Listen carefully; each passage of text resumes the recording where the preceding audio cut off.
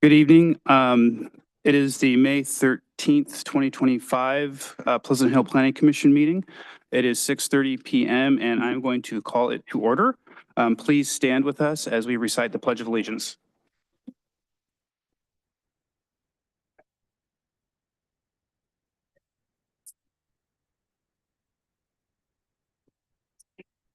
One nation.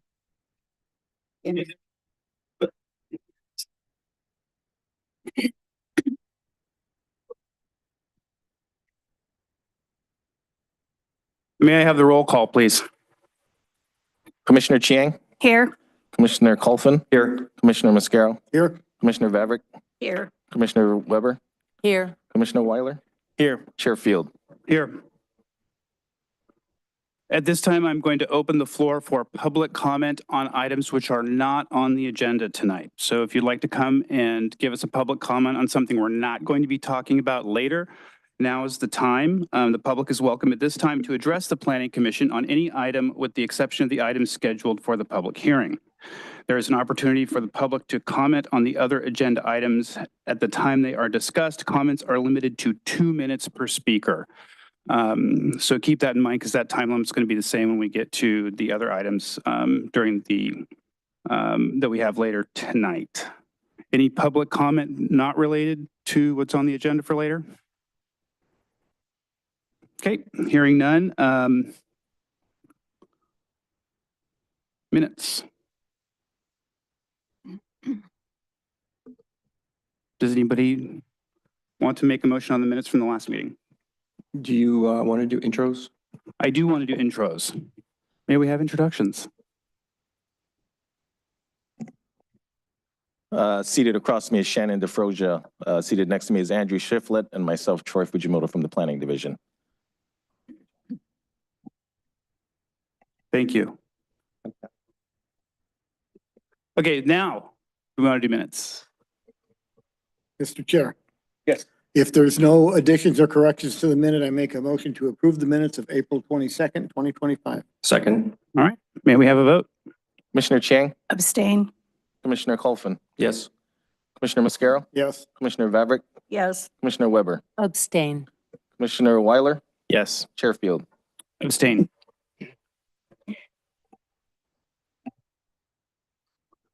Okay, now I will open the public hearing portion for the items on the agenda. This will be agenda item 6.1, Everfit Motion LLC, revocation of minor use permit PLN 18-0014, 1630 Contra Costa Boulevard. Do we have a staff presentation? Yes, thank you, Chair Field. Again, this is a revocation or modification of an existing minor use permit for Everfit Motion. And let's get right into it.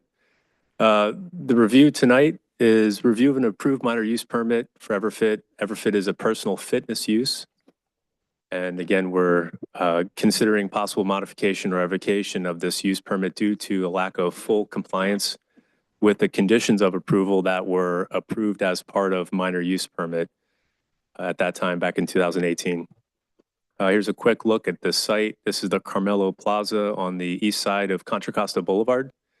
You can see the tenant space is highlighted with a red square on the left side of the rear building at the Carmelo Plaza.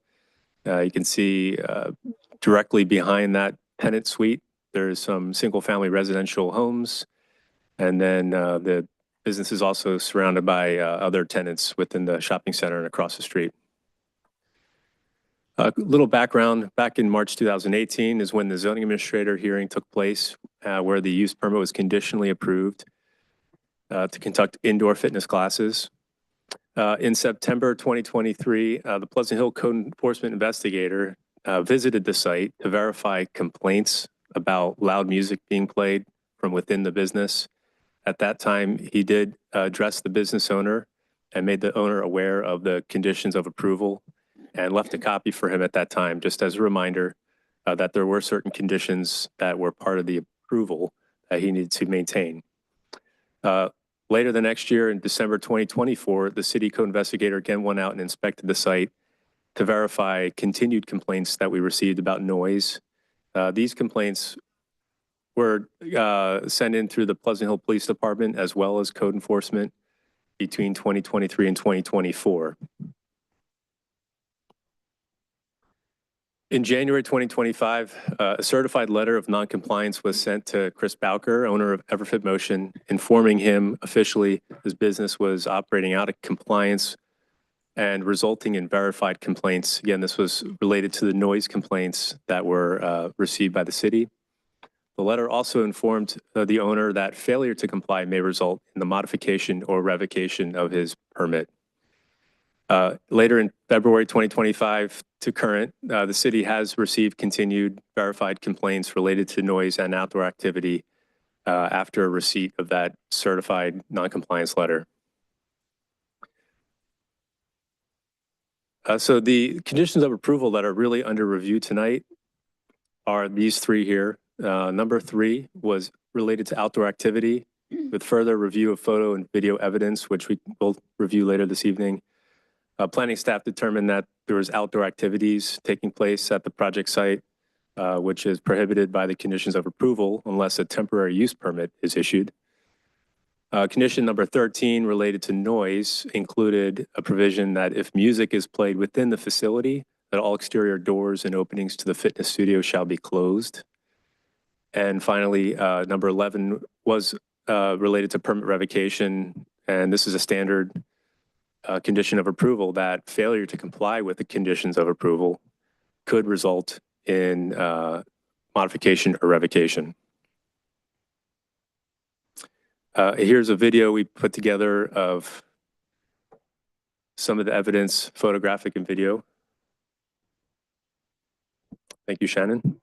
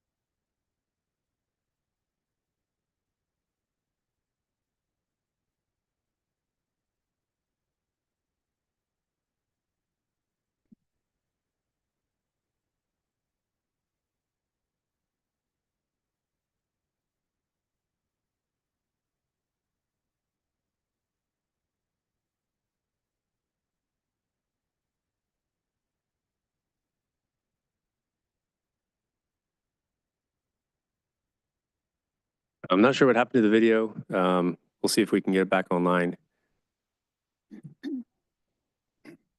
Who's done? Okay. Okay, so move to the next slide while Shannon gets that back up.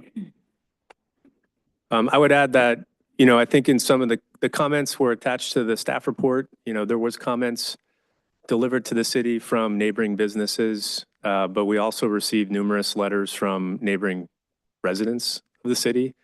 And It seemed like from the pattern of violations that the noise is an issue for people living around the business as well as businesses that share.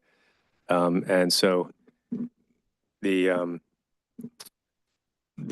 last video though showed the noise violation that was verified, and that was after the date of receipt of the non-compliant letter. And so the next step is the Planning Commission, in order to revoke or modify a previously approved minor use permit, shall make one or more of the following findings. And these are also listed in the staff report. The permit was issued on the basis of erroneous or misleading information or misrepresentation.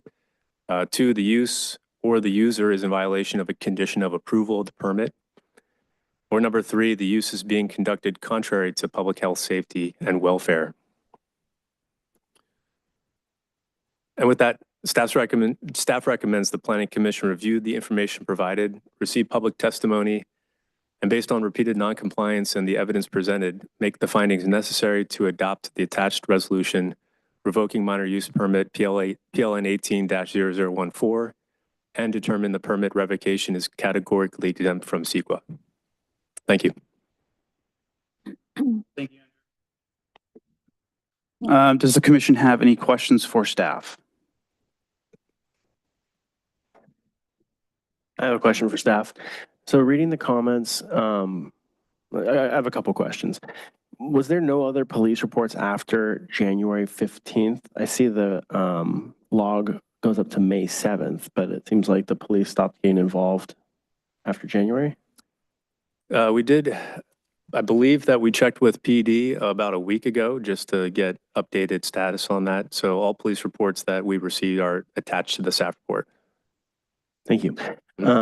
Reading through the comment by the business owner, there was a mention in there of pandemic requirements from the county.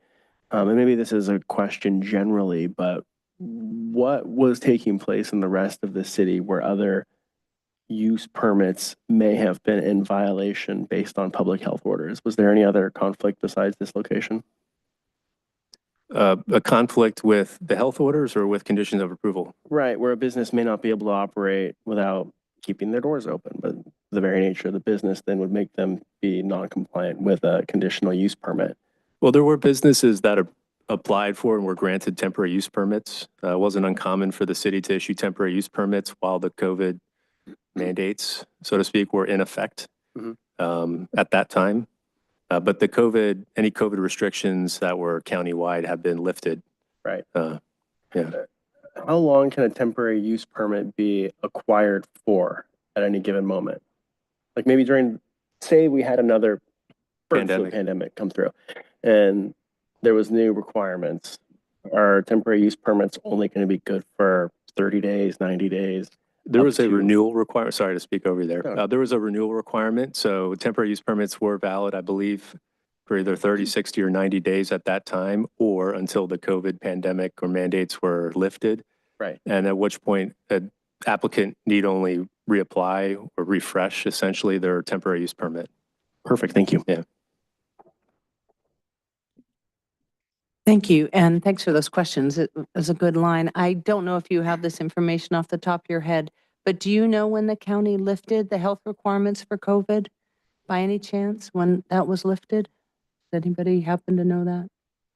I don't have that information readily Okay. available. Just curious. Thanks.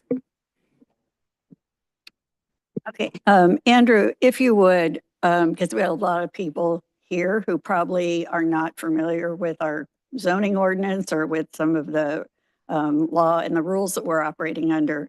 If you could just explain what the zoning in this area is and why this business needed a conditional use permit, as are some others that, in that shopping center, and really what the intent of issuing a conditional use permit is.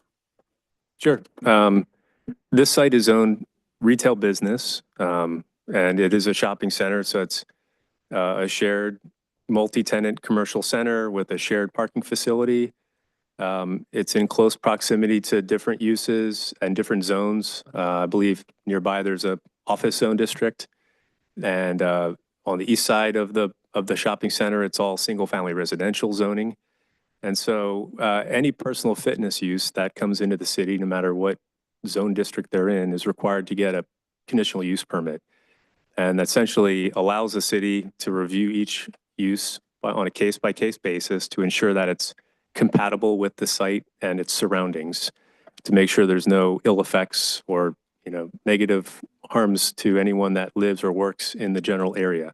So we have to make findings similar to these, that a use is compatible before it's approved. And just like the name sounds, there's conditions that are typically a part of a use permit approval. And the conditions can be special conditions that are drafted by the commission or the zoning administrator. Typically, they're recommended by staff. And they are conditions that would help mitigate any potential harms, if you will. For personal fitness uses, it's quite common for us to require that if music is played indoors, that the doors or windows and openings to the facility are kept shut. It's common for us to also look at parking as well as outdoor activities, just to keep the everything safe. So that's why we review fitness uses like that on a case-by-case basis. Does that answer your question? Yeah, thank you. And with regard to this specific operation, that we have information in the packet that there were activities conducted outside of the building as well, behind the building, in front of the building. Is that correct? Yes, that's correct.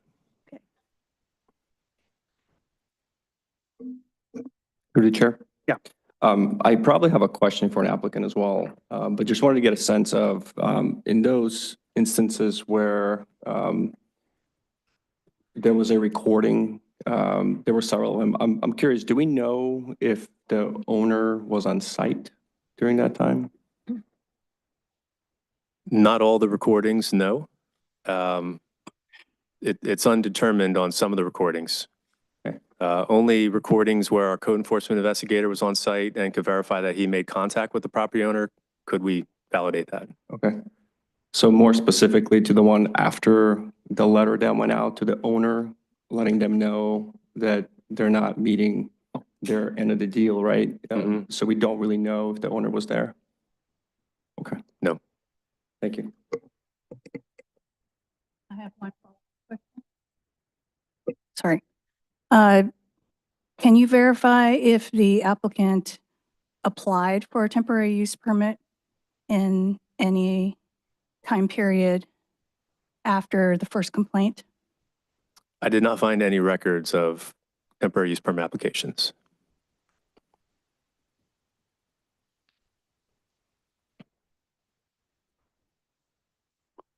Okay, any other questions for staff? No? Now, Commissioner Coughlin, to your comment, I believe that staff is technically the applicant in this. No? No. Okay. So with that, then we would hear from the business owner right now. Chair Field, you can allow the business owner to provide comments as part of opening public comment, and then you can allow public comment at that point. And then after public comment is done, you could have the business owner come back up and respond to the comments that were made or any questions you might have. Okay. We will do that. So then at this point, I am going to open public comment. And so I would like the owner to go first. And then after that, it's going to be, and for all the public comments, it's going to be 2 minutes a person. Just some, thank you. Just some thoughts on that before we get started. Thank you all for coming. We usually don't have this many people here, so we're very excited. And it's meaningful to us, that it's meaningful to you guys, that what's happening in your community is happening, that you want to talk about it, but we want to be able to have everybody talk about it. That's why we have comments limited to 2 minutes. So I want you to be thinking about your comments that you have and fitting that into a 2-minute window. When you come up to the lectern, there's going to be a little red light, yellow light, green light. When you see the yellow light go on, that's the sign to make sure that you start closing up your comment and getting that final point in that you want us to hear, because we really do want to hear everybody. Second thing is we've received a lot of letters. Thank you for sending those in. We do read them. The ones that we've received up to basically before the meeting started, we've looked at.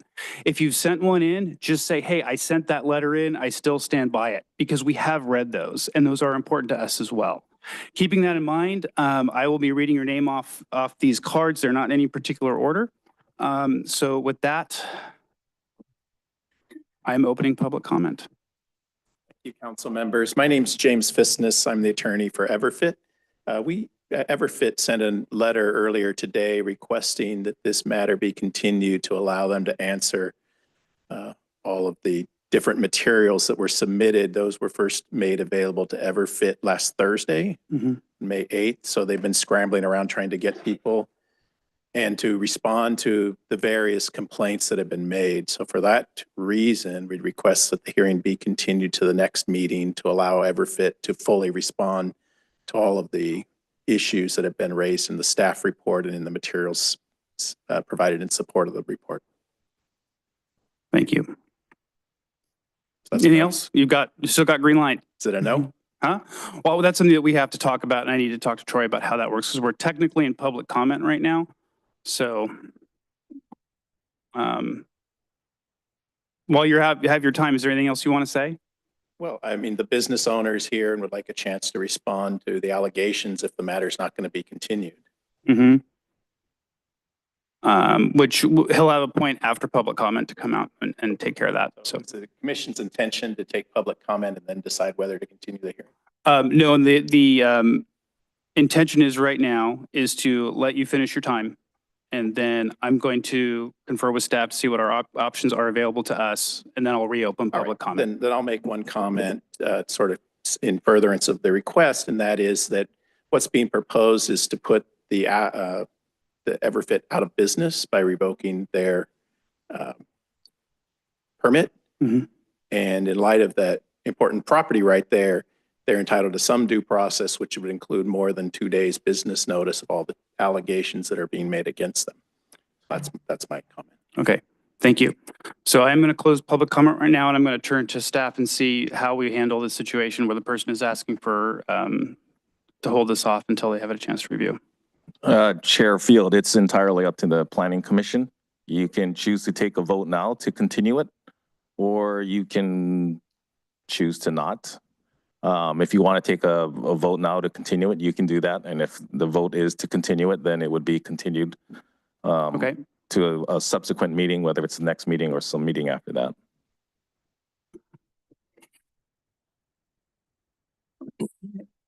yeah, for the commission, if we are going to talk about that. So a question that I have, if we do that and we do choose to continue it, is that a date that we can put on calendar now? My concern, and the concern that I have, and I guess I'm going to use this to open the discussion with the commission, is that if we continue it, there are people who have concerns about how the business is operating now. And so what I don't want to do as the commission is push this off at a time frame that we don't know what that's going to be, so that everybody knows when this is actually going to come here and get dealt with. So for the question for staff is that, can we put that on calendar tonight, or do we have to wait and see what the schedule ends up being? I mean, you could set it to a specific date, whether it's the next meeting or some meeting after that. If you set it to the next meeting and something comes up where it's not able to be held, we can continue it at that meeting as well. Okay. You could also, for the benefit of those that are already here, you could open the public comment and accept public comment and close public hearing, and you could continue it at that time without any further discussion, or you can have a discussion and you can continue it after that. I mean, Okay. you have many options to what you all would like to do. That's very helpful. Thank you. I guess, my question is, when did we receive this request to continue it? I mean, this commission hasn't seen anything in writing that I know about. There was discussion by the applicant to staff, and we had relayed information that they could request a continuance. The item had already been noticed, though, so you would have to have held the meeting. I saw that come in I believe today. it came in a letter. It came into the letter today. And there was a letter, and it was sent to you this afternoon. Correct. Okay, well, that's a little short notice. And you know, in terms of short notice, that's short notice. I don't know what time this afternoon, but I don't think that that's appropriate. But if everybody has seen it, then fine. In terms of notification from the applicant. My problem is I'm concerned about taking public testimony here. I think that all of these people came out, you know, took their time to come down and make comments. And my personal opinion is that we need to go ahead and take the public comment, and then the commission can make a decision as to whether to continue it or not. And I don't know when that, you know, whether we want to make the decision ahead of time. Troy, I'm a little confused about this. We haven't really had this kind of a situation arise, but I really don't want to have that public comment not occur when people came down here in, you know, in good faith, expecting to be able to express their thoughts. Thank you. Well, if I can comment, we've had other items on the agendas over the years that we've taken public comment and then either continued the meeting to another meeting. And I just didn't do that. If all the people are here and let them speak, and that way it's on the record, doesn't mean we have to vote on the item one way or another. But at least the people that are here get to speak. I agree with that sentiment. I can think of multiple instances where we postponed or gave the applicant time to work with staff or took the comments and had another meeting, more comments. So I think we should hold the public hearing, take the comments, make a decision after the fact to postpone or not. I concur. Okay, any other thoughts? All right, then what I'm going to do is I'm going to reopen public comment, and then I will start reading names off the cards we have, and then we will revisit the continuance once we've heard public comment, of which we have one more. Chair Field, I don't know if you wanted to allow the business owner to speak. I mean, his attorney spoke, but I don't know if necessarily the business owner wants to speak as well. You could just offer it before you go to Okay, regular public comment. absolutely. Thank you. Would the business? Question. Oh, yes. If we're going to be taking the public comment now, but if we continue it to another meeting, will we also have an opportunity for people to comment again? Or is this the public comment period for the item? I mean, you could reopen the public comment at that time, or you could reopen a limited public comment. I mean, you have some options, but more than likely, if there's new information provided at the subsequent meeting, you would want to provide an opportunity for public comment. Yeah, I absolutely think that if this gets continued, there will be reopened public comment. Just wanted to confirm that. Yes. Okay, I'm going to reopen public comment, and would the business owner like to come up and speak?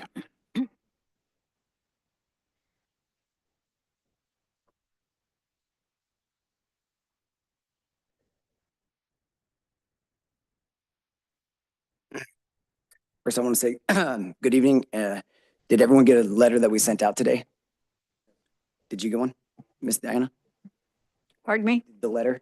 Did you get the letter? I didn't see the letter requesting the continuance, but, you know, that's all right. Others have seen it. Thank you. I'm going to first start by saying my name is Chris Valker. I'm the owner of Everfit Motion. We currently have 2 employees and 1 independent contractor. We have close to 300 people who've come through the gym each week.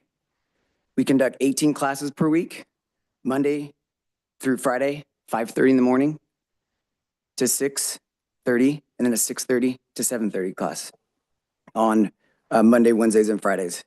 Tuesday and Thursday, we have a 9 o'clock in the morning class. And then Saturday, we have a 7 o'clock in the morning class. And then Friday, we have a 5 p.m. class. Each class runs 45 minutes long with a 15-minute for cleanup, warm up, and cool down. Our current lease runs until September 30th of 2026. As an Everfit is not a business run amok. I care about our business neighbors and our residential neighbors. I've always wanted to run my business within the requirement of a use permit and to be a good neighbor. I opened my gym in 2008 and operated with any compliance from the time until 2023, all while navigating the ever-changing rules regarding COVID. I also work with the landlord and the owner of the Pilates studio who is the primary source of the complaints referred to the staff's material, to attempt to ensure that I was meeting my obligations. The following is a summary of events leading up to this hearing. I received my conditional use permit March 8th, 2018. I received no complaints from 2018 to 2023.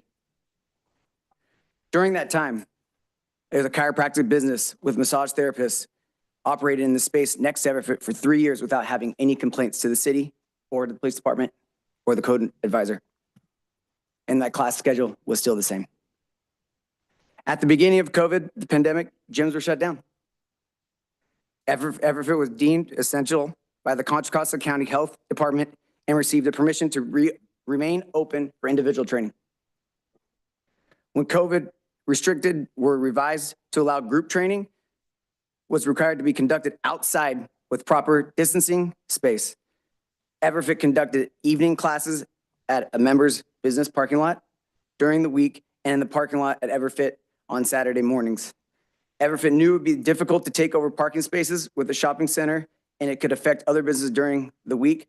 Saturday morning classes were conducted prior to any businesses opening. Everfit also started during this time an outdoor workout on Thanksgiving Day and near Christmas as a part of these events. Everfit members would bring toys, foods, gifts, and more else, money. Everfit has distributed thousands of dollars of items to the Pleasant Police Department, Toy Drive, and has done so, given back hundreds, if not thousands of pounds of food to the Monument Crisis Center. The city of Pleasant Hill did not enforce the use permits at this time, nor were there any complaints from businesses or neighbors. When COVID restrictions were further modified to allow gyms to operate indoors, Everfit was required to do so, but keep the doors open for cross ventilation. This remained the condition for quite some time. Everfit never received any notice that this was no longer required. After the chiropractic office vacated and retired, Everfit took over the space adjacent to Everfit 1, Unit B. The space is adjacent to the Pilates facility. The owner of the Pilates studio expressed concern and potential noise, and Everfit expressed that it shouldn't be a problem based on the conditions that the previous business that I was taking over for the last 3 years had not given me any complaints with the silent, quiet business. After Everfit's expansion, it started conducting classes in the new space. The owner of the Pilates studio complained about loud music. The property manager, the owner of the Pilates studio, and I held meetings in the Pilates studio space. It was determined that the sound transmitted fell within the use permit criteria of 50 to 60 decibels of the adjacent wall. The reading came at 58. Everfit then made concessions to relocate speakers off the common wall in the gym, in my gym space. Everfit also agreed to stop class, my Tuesday and Thursday class at 6 p.m. because she has a class at 6 p.m. Everfit understood that COVID restrictions for indoor fresh air still existed, and Everfit maintained compliance by keeping the doors open. Despite Everfit's concession to the Pilates studio following the meeting with the property manager, the owner of the Pilates studio continued to complain. Complaints started being filed with code enforcement officer, and Everfit explained that they were in compliant to the sound requirements unless they had proof otherwise. And the door was open to health department requirements. In January of this year, Everfit Motion received a letter from the city of Pleasant Hill that Everfit needed to be in full compliance of the use permit, and if music is played within the fitness studio, all exterior doors to the fitness facility shall be closed. This was the first letter I received indicating that the fresh air requirements no longer existed and were in effect. Since receiving the letter in January 2025, Everfit maintained the doors closed during the classes except for occasional lapse and not closing the door when members step outside to make a call or for a short period of time while flushing out the stale air that we have within our facility. This is not an all-day occurrence. Everfit conducts group classes 5:30 and 6:30, Monday, Wednesday through Friday, 7 a.m. on Saturdays, and 9 a.m. Tuesday and Thursday, and evening classes Monday and Wednesday at 5:30 p.m., Tuesday, Thursday, and Friday at 5 p.m. Remember, 45 minutes. Everfit did not hear any more complaints from the time it received the letter until receiving the notice of appearance from the public hearing on May 1st, 2025. Had Everfit been made aware of the additional complaints, it would have been immediately addressed them. This matter should be able to be satisfactorily resolved between the Pilates studio and Everfit with the destruction of Everfit's business. Thank you for your time. Have a great night. Thank you.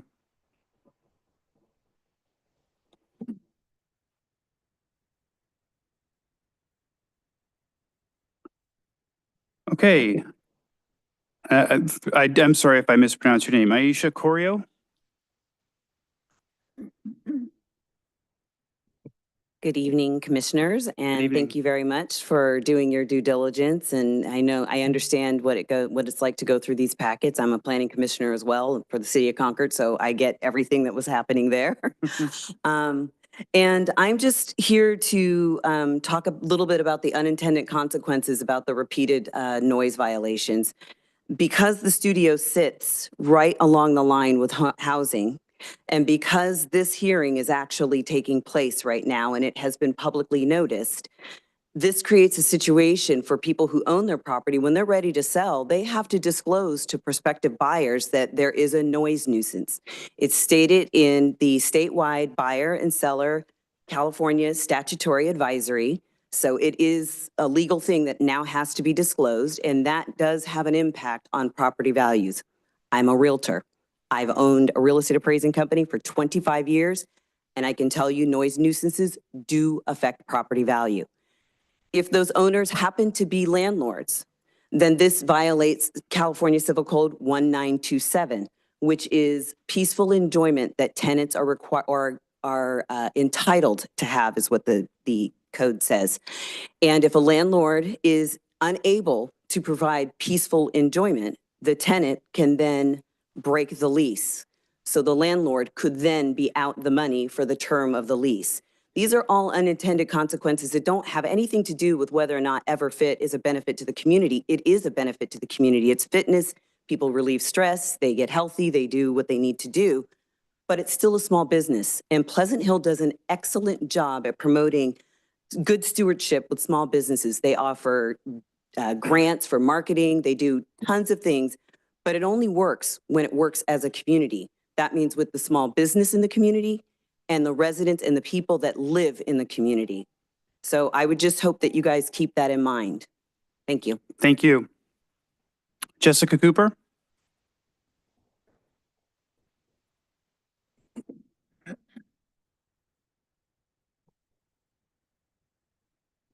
Hi there. I am a proud Everfit member. I haven't always been. I moved here from San Jose 7 months ago. It was my first time living away from my hometown, so everything felt unfamiliar. I had no friends, no routine, no idea how to get from point A to point B without a GPS. Then I found Everfit. And by found, I mean I did my homework. I researched all the gyms in Concord to Walnut Creek to Pleasant Hill. I read reviews. I scrolled through social media, and Everfit stood out.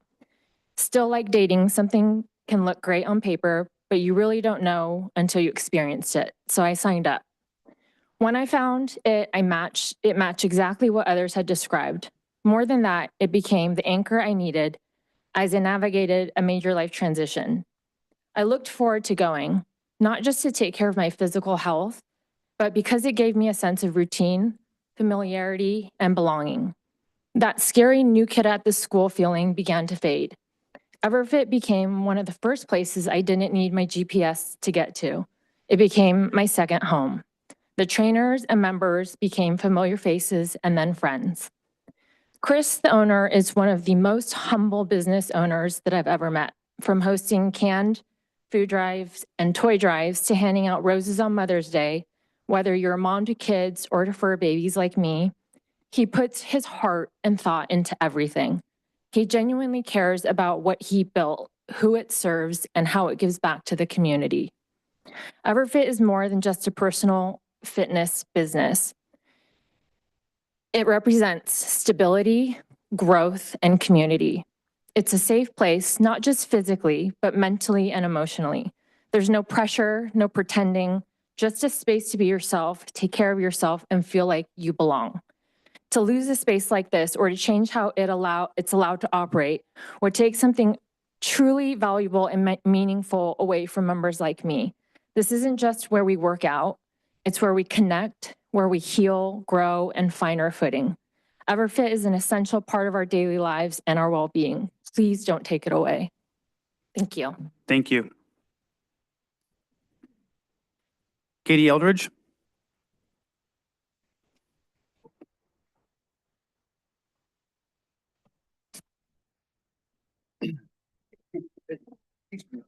Good evening. My name is Katie Eldridge. Thank you for allowing me to speak tonight.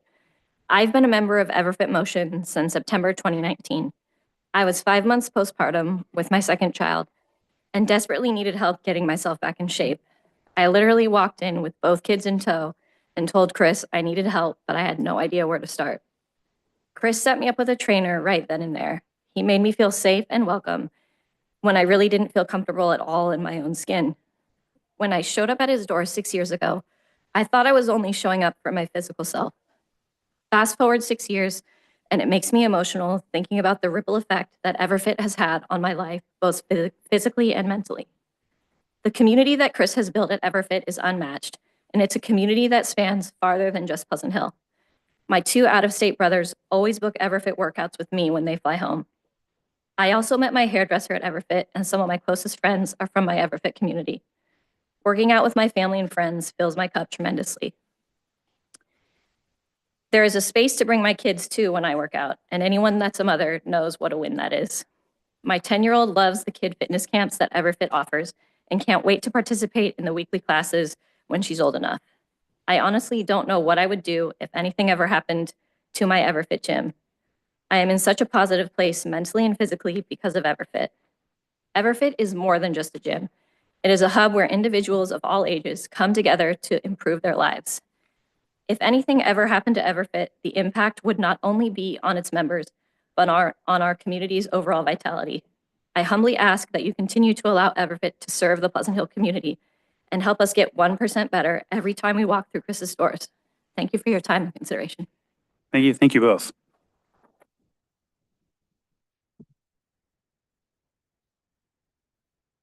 Chuck Blazer?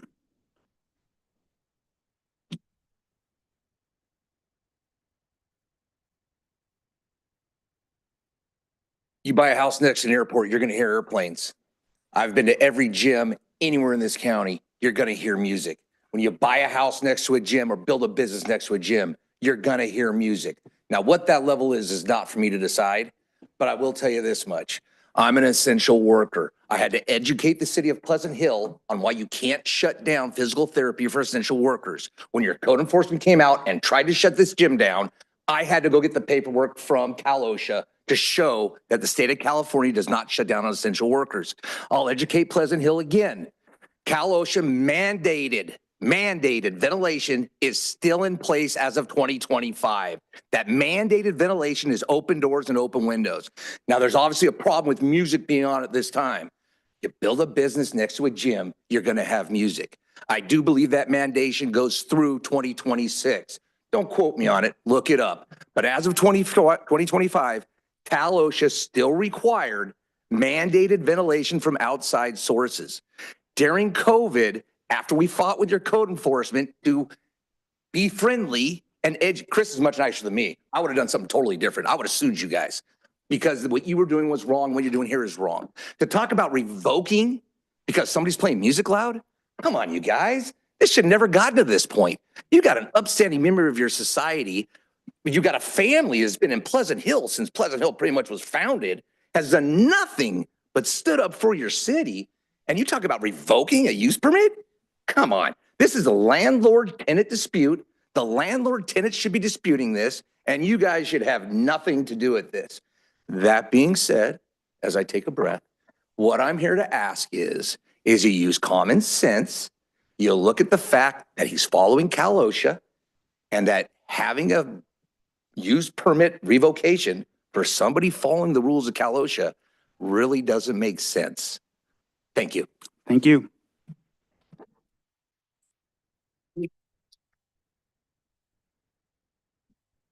Erezu Moshirian.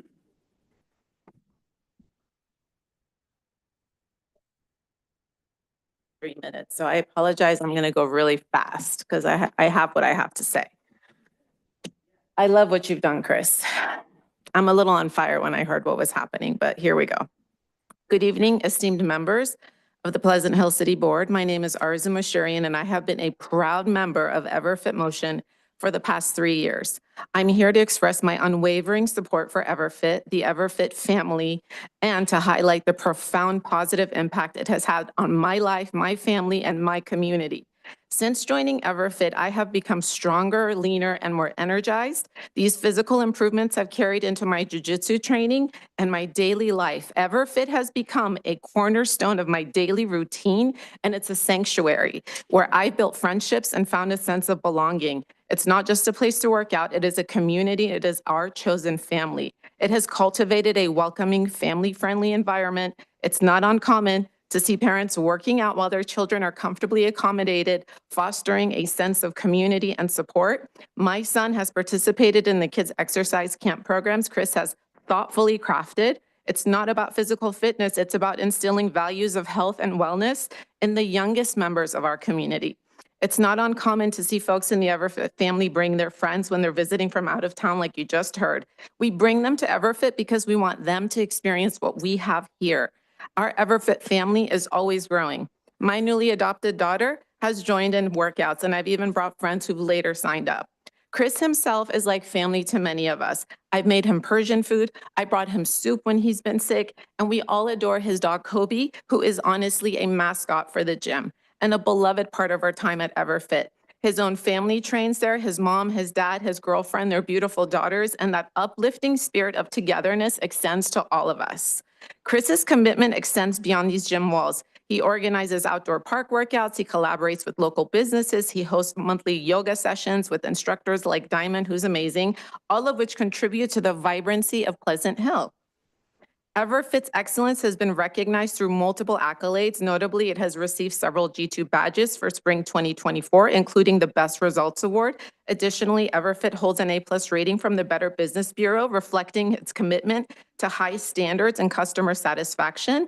EverFit has been honored multiple times in Diablo Magazine's Best of the East Bay Awards, underscoring its outstanding contributions to fitness and community wellness. It's a place that enlivens people and connects neighbors.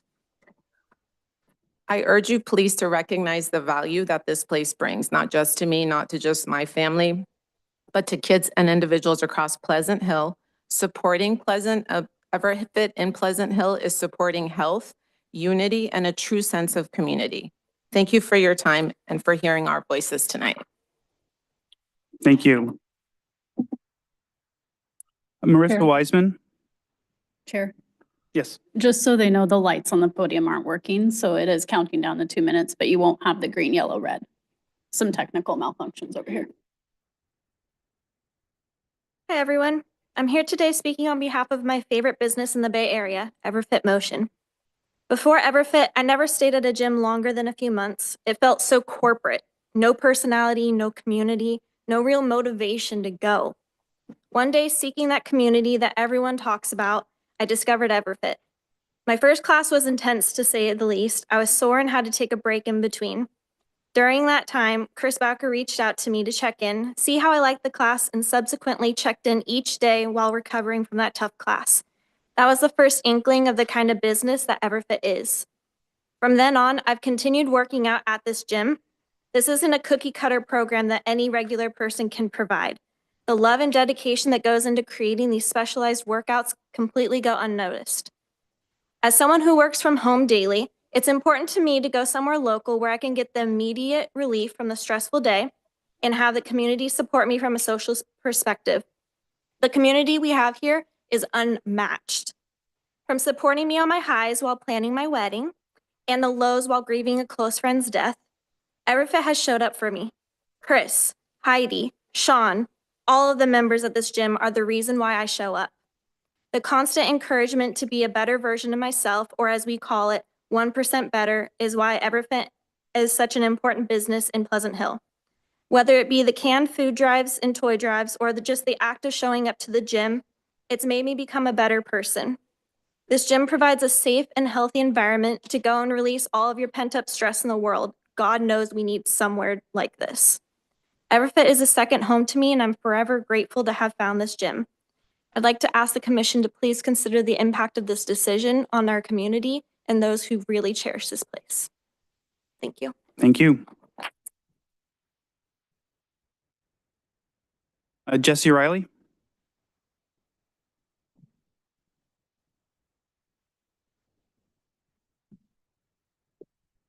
Hi, good evening. My name is Jessie Riley, and I'm here speaking as a member and proud supporter of EverFit. EverFit is more than a gym. I've been a member for over 10 years, so pre-Pleasant Hill days. It's a place where people of all ages and all backgrounds and all skill levels can come and improve their health, build friendships, and support one another. What makes EverFit different is that they really give back. As you've heard from others today, it's not just about the gym itself, it's about the community. As our others have acknowledged, there are organized food drives, partnerships with Pleasant Hill PD on toy drives yearly, and free workouts throughout the year on certain holidays. These are not actions of a business that's out of touch with the community values. They are truly engaged. It would be a huge loss to take EverFit away from its members and the broader Pleasant Hill community. And tonight, I respectfully ask that the commission consider alternatives to revocation. Thank you so much for your time and for your consideration. Thank you. Kevin Riley?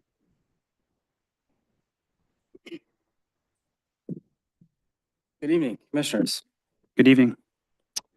I'd like to introduce myself, and first off, thank you for letting me speak this evening.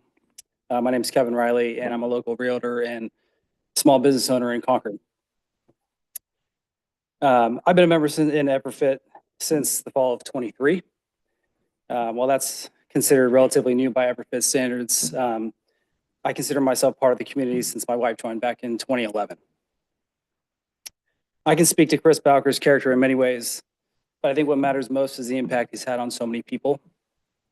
Positivity he brings is contagious and resonates throughout this community. EverFit isn't just a gym, as we've heard. It's a family, a group of like-minded individuals striving to be healthier, stronger, and kinder. That mission is written right on the wall of the gym and the back of the apparel you see here today. 1% better each and every day. Now, I understand tonight we've heard a number of concerns and complaints related to the use permit and the COA. I'd like to acknowledge those and the business owners and residents of the surrounding communities.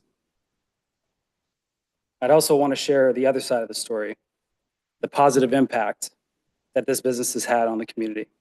EverFit has played a vital role in Pleasant Hill. I've seen firsthand how Chris and EverFit has contributed, including working with the city during COVID, offering support to residents, and generating much needed revenue and services. I have no doubt in Chris's future in Pleasant Hill and that it's bright and that EverFit will continue to be a positive force. Tonight, I respectfully ask you to vote against revocation and offer a reasonable path forward, one that allows the business to stay open and continue supporting the lives it touches every day. Thank you. Thank you. Gene Atkins?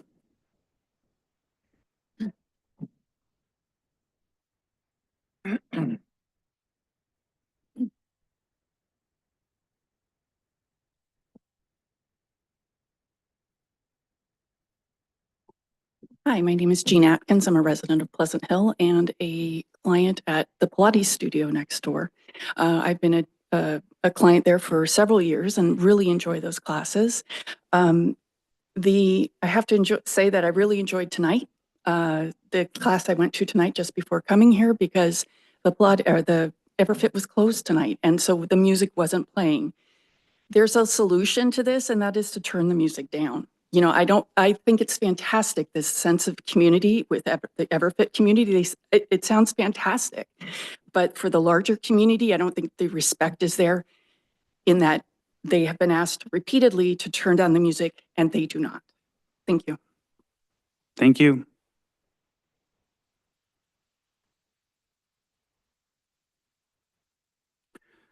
Aaron Hitchens? I apologize if I didn't get that right.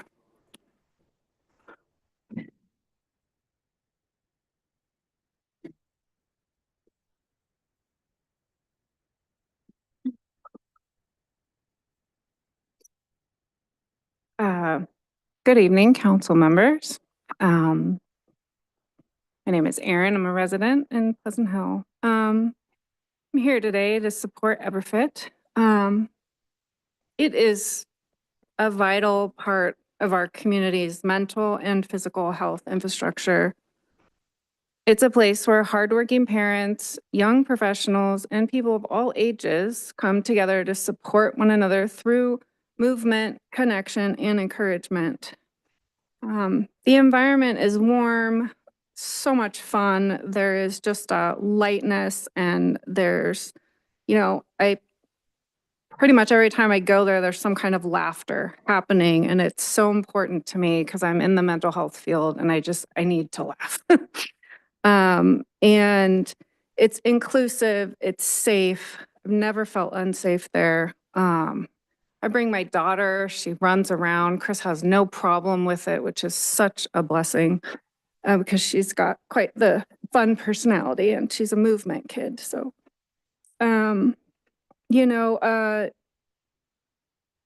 I've personally experienced, it challenges me physically, it lifts me up emotionally, helps me manage my stress and reduce anxiety and just get through the day with more confidence, and a sense of balance and peace. In a time when so many people are struggling with loneliness, burnout, and mental health challenges, places like Everfit are very essential. It's a source of daily motivation towards progress, not perfection. Been to a lot of different gyms, and there's definitely a perfectionism vibe happening, and that's not true here. There is a strong and genuine sense of family and accountability. Please don't take that away from us. We ask that you allow Everfit to continue serving this community and encouraging us all to be 1% better every day. Thank you for your time and consideration. Thank you.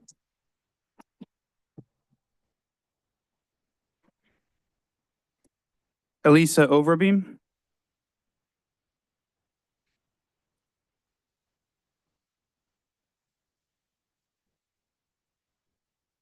Hello. I really hate that it's had to come to this because it's really sad that, we are a community, we are a big community here, and we all want the same thing. We want health, we want peace, we want to de-stress. But I cannot de-stress when I'm in that studio, when there's music happening and it's really loud, and my clients cannot de-stress. So I have reverted to not teaching there as much and teaching at other studios.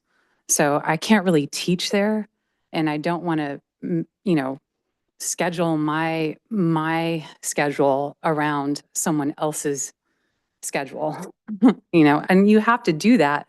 But at the same time, if you noticed in some of those videos when the music was pumping, you saw the studio, and you saw our studio right next to it.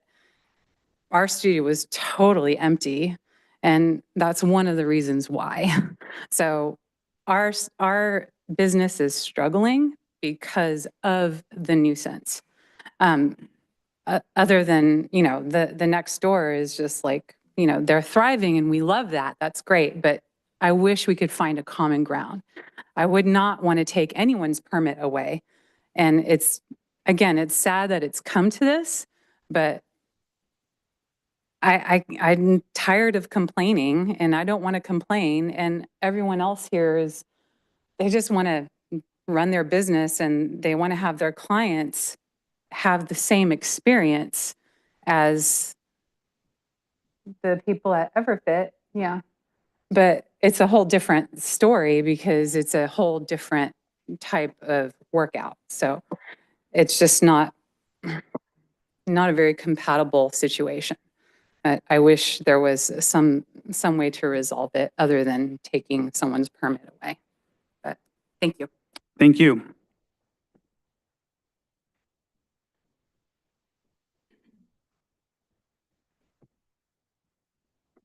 Angelica Arsenal.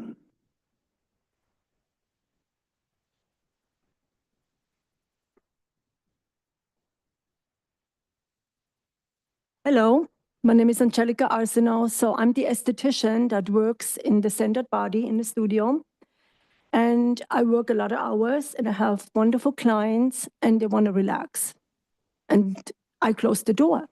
But even with the door closed, the music starts and everything is shaking.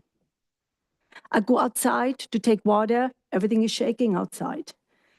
You can see the metal things, the equipment, like this sometimes. I have also young people coming to me and they're sitting outside waiting and they said, this is unacceptable. And they're young people, they're 17, 18 years old. They're normally great with music and everything. They just cannot take it. I play music myself, calming music. Still, we hear the music. I go outside, I feel nauseated sometimes because the music is so loud, it almost gives me that upset stomach. And that doesn't happen to me only, happen to other people. And it's sad, I feel it's sad because we went over there multiple times. My client even walked over there and we all very, very nice people. But it seems like, because I'm always community-based, that's how I was raised. I come from Germany, everything is community communication. And it's so sad, we cannot communicate. Whatever we do, it doesn't work.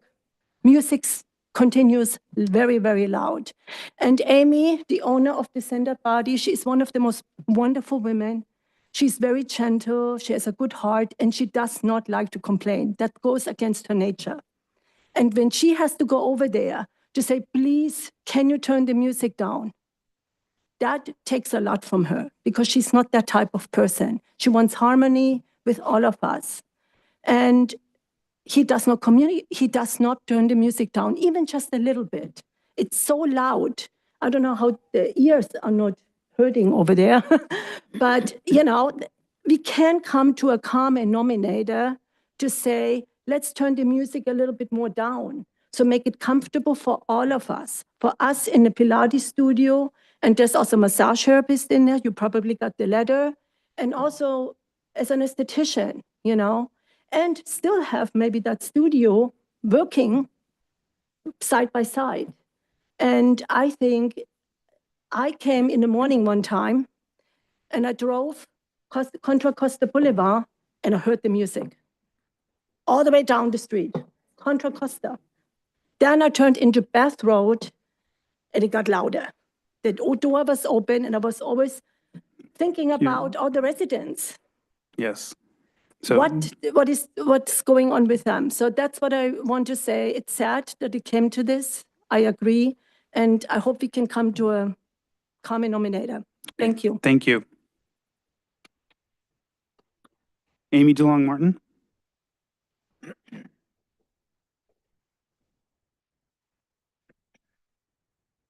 Hello, Commissioners. Thank you very much for addressing this matter. I want Chris Boker's business to succeed, but not at the expense of his neighbors. And by neighbors, I mean myself. I'm the owner of a centered body and the neighbors who live behind his studio as well. I have been in business since August of 2021. When I rented the studio space, there was still a chiropractor next door, and then Everfit was 2 doors down. And Chris Boker was very friendly and very helpful to me when I first moved in there. He gave me some advice. He kind of let me know what the lay of the land was, and I really appreciated it. So we started out as friends. But then I noticed that they were tearing down the chiropractor's place after I moved in and set up my studio space, and found out that Chris was moving into that space. And I did ask him, I said, do you play music? Is this, going to be a problem? Because I could hear the construction noise and the music from the construction and thought, wow, these walls are really thin. So I did address my concerns then. And then shortly after after he started his group fitness classes, I noticed how incredibly loud it was. And it wasn't a reasonably loud sound. Any reasonable sound would have been ignored and fine and not a big deal. So I asked him a few times if we could lower the volume. He said, well, this is standard, this is normal, all gyms play it this way. And it was a problem. But I started talking to the property manager about it, and they said, well, maybe we can do some soundproofing and see if we can fix the problem that way. And so they did kind of fill in little holes and gaps and put in some insulation above the treatment room where my massage therapist was. And I had a previous massage therapist who left because of the noise. So am I out of time? Yes. Okay. Thank you very much for your time. I didn't get through everything, but I appreciate that you are addressing this matter. Thank you. William Boyle?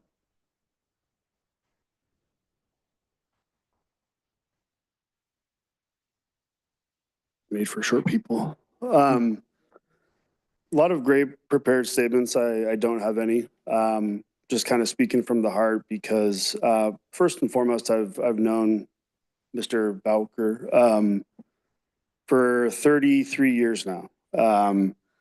And I'll say it's pretty surprising that it's come to this. I feel like there's got to be some type of middle ground. I mean, you've heard it from both parties that I think the idea of revocation is a bit extreme versus some type of middle ground that would be accommodating to both parties.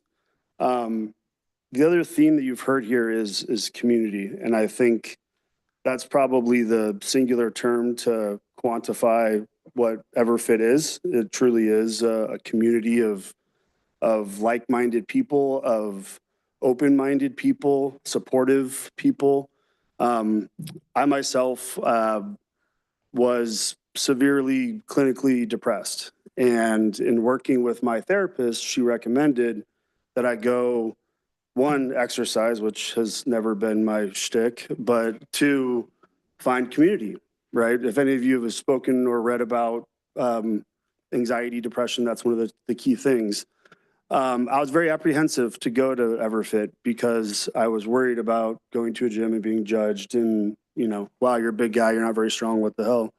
And it couldn't be further from the truth, right? It was incredibly supportive. He helped me with diet recommendations. He helped me meet new friends. He is, I don't know that I would call him a fixture in the community yet, but I think he will be in time. And I think not giving him that opportunity would be a massive miss on this committee and on the city of Pleasant Hill. Thank you. Perfect timing. And Sitov? Thank you. Hi, thanks for having us here today. My name is Brian Sitoff. I've lived in Pleasant Hill for over 16 years and recently moved back with my wife and 3 kids in 2021. As a small business owner myself, I find it imperative to teach my kids and taught my wife to support the local businesses in that area. I've known Chris for not as long as William, but pretty close to it. We've been going to EverFit Motion ever since it opened. With Chris's referral, we've also given our business to other 2 local businesses within that same community. Los Barberos, which shares a wall with EverFit Motion, and Mello's Pizzeria. So in addition to going to EverFit Motion, we support multiple businesses in that project and have never had a noise issue. And we appreciate Chris for those introductions to those businesses from that side. Well, also, sometimes we cannot find childcare. So my wife and I bring our 3 young children under 3 to EverFit Motion while we work out and have never had noise as an issue. Health is a big concern with 3 young kids, especially with long COVID. So I really appreciate that the doors that are open with the open air floor within the gym at that side. As a real estate professional with over $20 billion in transactions, noise does not impact real estate values. As the earlier constituent said, if you move next to an airport or you move next to a gym, you can expect there to be noise. For example, the house directly behind EverFit Motion sold in March of 2025 for $915,000. It is now May of 2025, 2 months later, that home is approximately worth 1.1 to 1.2 million, according to Zillow and Redfin. That's a $300,000 profit in 2 months of ownership of a home directly behind EverFit Motion. Lastly, I think the best part about EverFit Motion is the sense of community and what Chris's business does for the city of Pleasant Hill with all the food drives. Thank you for your time. Thank you. Marcos Montes.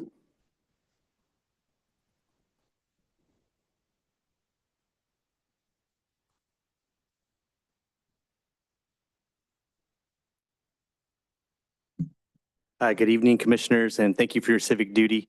My name is Marcos Montes. I'm a 10-year resident of Pleasant Hill. Been on the board of the Chamber of Commerce for that equal amount of time. I'm also a member of the Everfit community. I also live in the neighborhood nearby and e-scooter to Everfit whenever I can make it there. I just wanted to make a comment and say I really think that the commission should consider extending this and hopefully having the business owners go to mediation with the property management. It seems like there could be a way to settle this outside of having a permit being revoked.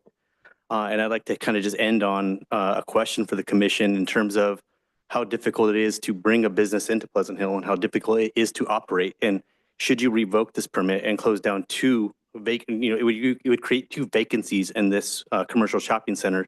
So what is the collateral damage when Mr. Bowker or other members of the community then go out and talk about their experience in Pleasant Hill and having to operate a business under these types of condition in a place where I chose to move here because of the community, because of the business community, because of the nature of being able to walk over and talk to your neighbor and figure out a solution together. So I would just encourage the commission to take a look at this and potentially extend it and go back to the property management company and to the two owners of the businesses. Chris obviously has his times posted. It sounds like the studio has their times when they would do it. Seems like there's a way to be able to work this out, just like any neighbor would be able to work this out.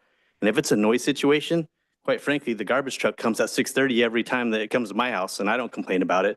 If it's a code enforcement situation, I don't know how many unleashed dogs are in the community, but I don't complain about that because it's a community. We're here to help one another out. And I don't feel that revoking a permit and closing down a business is part of being a really good community. Thank you. Thank you.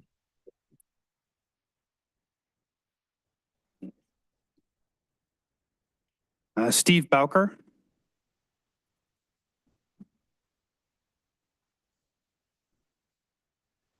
Good evening.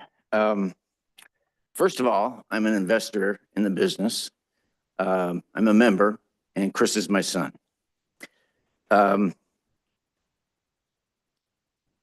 There's many things I can say about the struggle that he's had with this business, especially through COVID. COVID had very stringent requirements when it first had its pandemic issues going on, and they were very stringent, and they shut down the gyms completely without any real information to the communities or to the gym owners. They just shut things down. There was still not a lot of information. The survival for that time was to be able to go out to the parks, go someplace where you could have your social distancing and work out at it. You work with your clients in that regard. He survived that. He also filed paperwork to find himself essential with the county health department. And as one of the previous speakers said, was able to beat the whole OSHA thing by being able to be essential as he's not a physical therapist, but he has a license to be able to help physical therapy with clients that have physical therapists. So he's able to save his single training facility. That took a lot of pivoting to do that. And then when they started allowing group fitness again, it had to be outside. Well, again, that became an OSHA thing. It became a California Health Department thing. It became a CDC thing. The city of Pleasant Hill didn't enforce any of the requirements of the use permit at that time because they knew they needed to do it. I mean, it superseded the use permit in what we were told.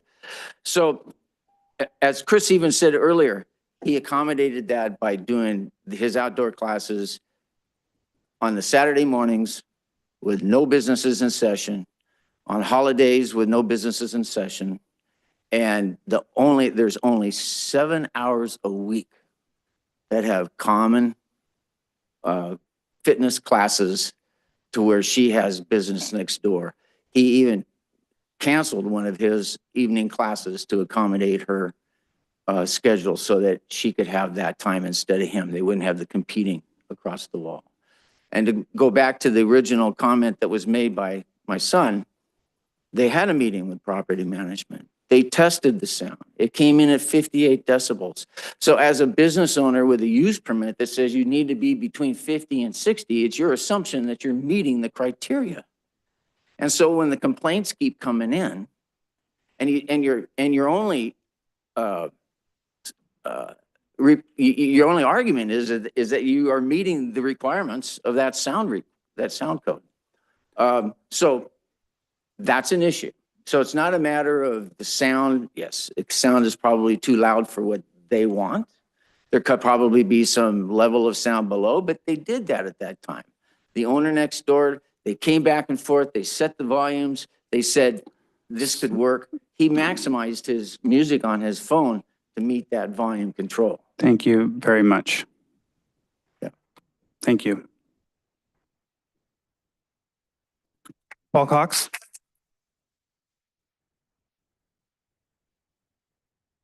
The beeper is working. Hello, my name is Paul Cox. I've been a member with Everfit for a long time and worked with Chris for a long time. Chris is deeply invested in his members' success. He is encouraging, holds them accountable to their goals, celebrates their progress as they work hard, reaches out to check if they're doing all right when they're not feeling well. He truly cares about those he is there to help. He also gives back to the community, as has been told to you over and over and over again. I think it's very clear that he cares about the community here and wants to be a good citizen. In my experience, the music has never been excessive or disruptive. It's what you would expect at a workout. It's enough to energize the group. Most of my workouts are early in the morning, 8 a.m. And never, not once, in all the time I've been there, has it ever reached a point of what I would consider excessive noise. Not once. The music is low enough to have a normal conversation with another member across the gym while they're working out. One of the things that's very concerning from my point of view is that there has been insufficient lead time for this hearing for Chris to fully prepare. And I think it needs to be fair and give him the time that he needs to fully respond to all of these things and not just us. So I respectfully ask the council to weigh not just the complaints, but look at the full picture. The benefits this gym provides the city, its members, and its neighbors. I believe Chris and Everfit Motion are examples of the type of business that make Pleasant Hill great. And both Chris and Everfit Motion deserve the city's support. And then just one final thing, just in terms of his being a part of Pleasant Hill. When you walk into his gym, you see that logo right behind you, the tree? He has that tree up on his wall. He cares about this place. So, please, consider this carefully. Thank you. Thank you. Maggie Marshall.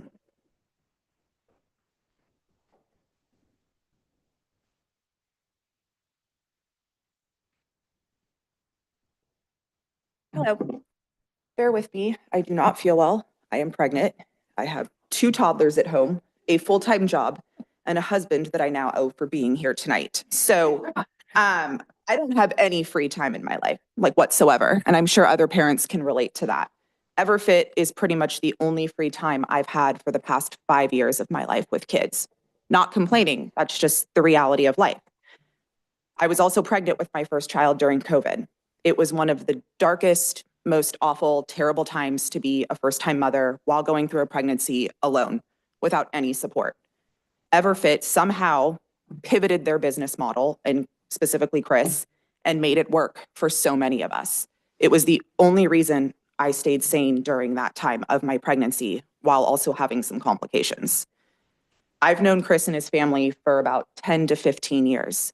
Something that Chris doesn't know about me or my family, nor do any of you strangers who now will, is that my parents had a small business for many years in Tahoe. I know how hard it is to have a small business. I also know that the failure rate is over 50% for a small business. That small business took everything from my parents. Financially, emotionally, physically, it decimated them. It took my parents 10 years to rebuild their life after they lost everything because of that small business. My father and mother don't regret it, but I do know how hard it is. And why a community would ever support or agree to making it that much harder for another small business to succeed is beyond me. We already have a problem in the Bay Area, in the state, with small businesses succeeding. The Mercantile that Chris is in has vacant buildings already. I just can't for the life of me understand why anyone would support this. There are so many other reasonable ways to approach this situation. And then to see another small business owner support crushing another small business owner, you would just think that there would be community in this, because all I hear is community, and this isn't community at all. Chris does so much for the community. He engages other small businesses, brings attention to companies I didn't even know existed out here. We have to find another reasonable way to approach this, but revoking someone's business license, it's not it. Now I'm gonna go sit down because I don't feel well. Thank you. Aaron Hallinan. Bingo.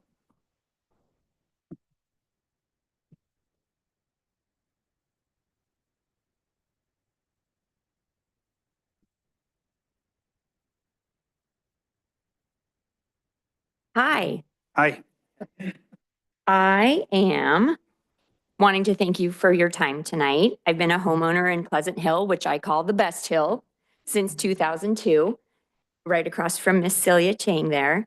I had been working out online in my garage and finally joined Everfit in January 2023 after my dad passed and I was one of his caretakers. He was on hospice and I was ready to join a community again. Besides being a proud member of Everfit, I am an elementary physical educator in San Ramon. And I play loud music daily. I've received a few noise complaints from the neighborhood, from the office, which relayed the messages to me. They also relayed to the homeowners and residents that called the school, you did decide to move across from a school. You've heard Chris state many times the hours that he has classes. Like many others have mentioned tonight, I encourage the city council to extend your consideration. There is definitely a better solution than taking away a license from someone who is just as passionate about health and well-being as the Pilates studio. Let's work together. As an educator, a proud Pleasant Hill homeowner who lives right down the street, and a proud Everfit member, we can figure this out. We're Pleasant Hill, the best hill. Thank you. I think we have one more coming.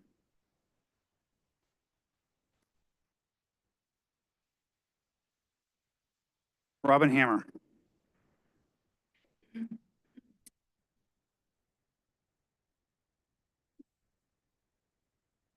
Hi, I'm Robin Hammer. I have been going to the Pilates studio for almost 7 or 8 months. And Chris, I just want to say, you know, it was never my intent that I don't think that it was ever anyone's intent for you to close down your business. I mean, I couldn't imagine that we want your business to be closed down. I think that we just want it to be more quiet. Not that we want his music turned down to, you know, that they can't hear it, but just, you know, lower. I don't think we ever meant for his business to be closed down. That's all I gotta say. All right, thank you. Can you do me a favor? Do you mind speaking first and then filling out the card? Yeah. Hi, Commissioner. My name's Mike Martin. I'm married to Amy. Okay. I just want to say, going to the gym doesn't have to involve punishingly loud music. You can exercise you can participate in community without extremely loud music. We want Chris's business to succeed, but not at the cost of Amy's business. Can you speak into the microphone, please? Not at the cost of the surrounding neighbors as well. So if you can find a happy medium, keep the business open, but maybe make it such that Chris has to operate at a minimal or zero sound level. There has to be a happy medium. Thank you. Thank you.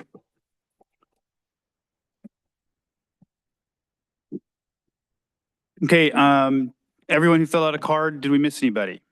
If you didn't, let me know. With that, I'm going to close public comment. And then I'm going to open the commission discussion, and I want to start by talking about whether or not we continue this until our next meeting. Chair Field, did you want the business owner to speak to any of the comments made before you close public hearing? Commission? I'm not clear about protocol. If we have questions for the business owner, do we need to make the decision about the continuance first, or can we ask questions to the business owner? I guess that's my question. If it's public comment or is it questions? I mean, you can open public comment to allow the business owner to respond to it, not that you're reopening public comment in general, if you have questions. Through the chair, if I can just make a suggestion, I think it's important to figure out what we want to do next, because if we are going to continue this item, then we will be allowing the business owner to respond to some of the issues that were raised today with enough time to respond. So I think we've heard a lot from both sides today. In my opinion, it's enough for me to make a decision what I want to do next. I think one of the things that we heard today is that there wasn't enough time to respond. So asking to respond on the spot may not provide enough time either. I'm okay with doing that, but I also think that if we are going to have a conversation and we do decide to move to a later date, that's probably more appropriate time to respond. It's just my thoughts. Frankly, I'm in agreement, which is why I wanted to just decide now whether or not, but if the commission has other comments. Can I just Yes. make sure that we're all on the same page here? Because what I heard Troy say is that the first decision is whether we want to give the owner a chance to respond to the public comment now. Okay, and then the second decision would be whether we want to continue this item. Do I have that? Is everybody I on that agree page, with or is there something else that we need to do? I agree with the line of thought there, Commissioner Maverick. And while I think Commissioner Coughlin's point of giving the owner time, the owner's here. I'd say let's give the owner a chance to respond if they'd like to, under no obligation. I'm also of the opinion that we could move forward to the next meeting or giving some time. But yeah, I think give the owner a chance to respond if they want to. Is Yeah. that correct? Yeah. I mean, I'm not hearing anything that's different. In other words, since we've got the public hearing open still, we would just allow the applicant to come, not the applicant, but basically the applicant to come back up and respond to what he heard here from these folks, because they're still in the chamber. So that would, close that part. And then the decision that the commission would need to make is whether we want to continue this hearing to another date. Okay, Commissioner Coughlin. Yeah, okay, so if we're going to do that, let's just be clear about one thing, that this isn't a opportunity to respond, you know what I mean? So just want to make sure that we don't get in a situation where then others are going to want to comment on what the applicant said and so on and so forth. It does. Well, it can. It's a chance for the applicant to respond to comments that were made tonight. Once he responds, that's it. He doesn't keep going back and forth. We could have a discussion about that. We could. Point. They can't. All right. Okay. Let's do it. So with that, and are there any other comments from this side? So I'm going to reopen public comment for the business owner. You are welcome to come up and respond to public comment. You are not required to, but we would love to hear what you have to say. Through the chair. How much time? 2 minutes. 2 minutes? Okay. First off, I want to say thank you for giving expressing your feelings and your thoughts and what it is that we're trying to make. We need, I'm sorry. Oh, You got to talk into the mic. okay. I would like to say thank you to Amy in the Center Pilates studio for expressing their opinions and their, what is being for the issue. I'm, as the owner of Everfit Motion, in full compliant of coming up with some sort of a happy medium. When it comes down to if it's the landlord has to come in and take action on helping the soundproofing, whatnot, but I do think that this is a tenant to tenant thing. It shouldn't be a council thing. It shouldn't be, we're here to all thrive and survive and make Pleasant Hill one of the best cities in the East Bay. And for that being said, I think if we all come together, like my motto is, we can all get 1% better with this if we can make something work with both parties. Other than that, I don't really have much to say, but thank you for your time and thank you for holding this tonight. And I hope that we can come up with some sort of a happy medium and we can all be successful. Okay. Thank you. Thank you. All right, I'm going to close public comment now. And then I do want to have a discussion about whether or not this gets continued to next session. Well, before you start that, let me ask a question. I have questions of staff. If we're going to continue this, I'd like to ask those questions first so that they can get responses to the applicant or back to us at the next meeting. Okay. Is that fair? Fine. Let me start then. Troy, is that center required to have so much retail in it as opposed to like where Safeway is? Or does it matter what kind of business is in there?